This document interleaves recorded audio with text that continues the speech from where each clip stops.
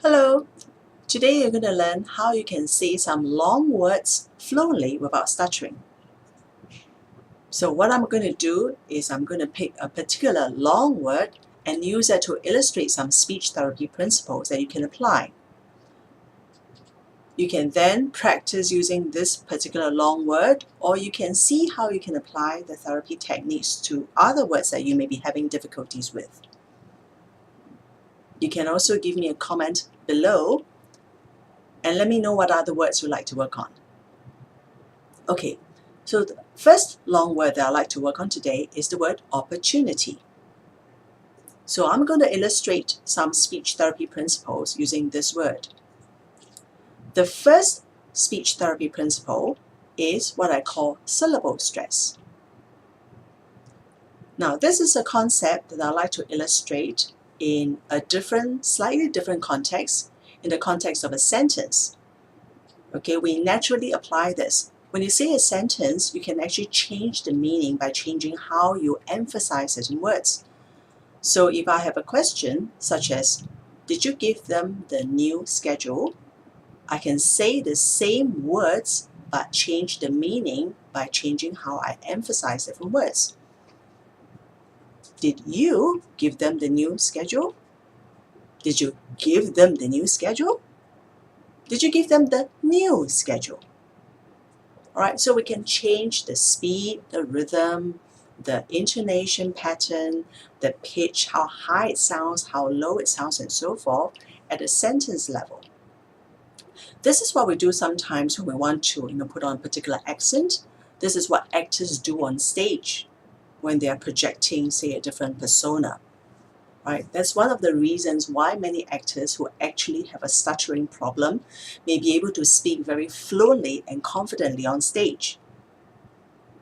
Okay, so that's the principle. You can apply that at the sentence level, changing, emphasizing specific words, and you can do that at the word level as well.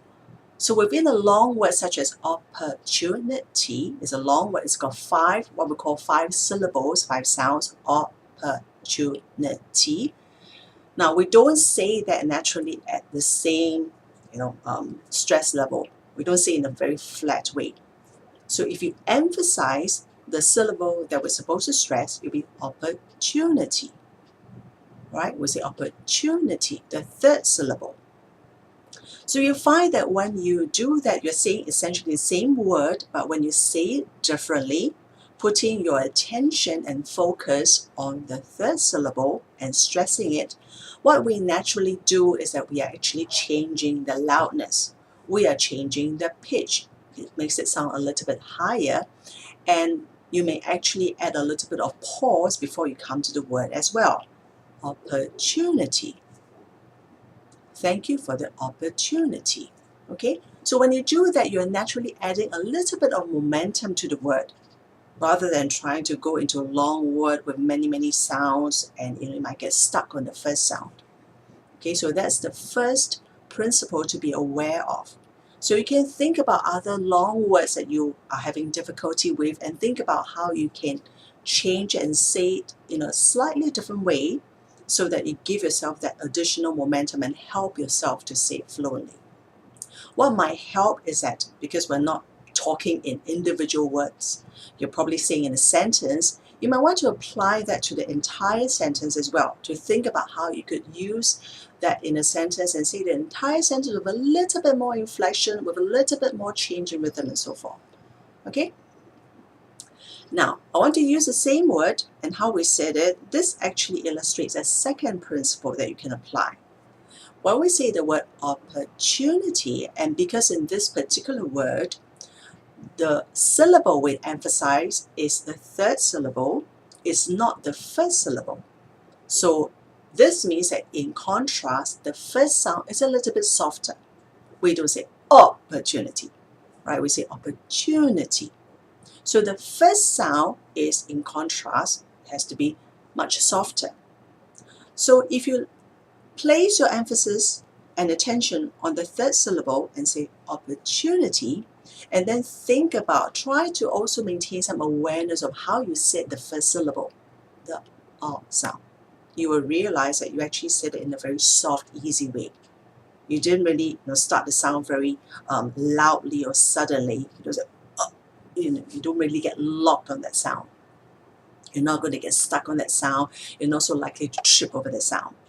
Okay, so use that as a way to listen to how you can actually produce the first beginning syllable with what we call a very easy contact. Okay, how you start the sound very gently. So there you go. You've actually learned 2 speech therapy principles. So again, use that and apply that to other long words. Think about, okay, where is the syllable stress? Which syllable would I like to stress? Okay, does that make the first sound relatively soft? How did I produce the first sound?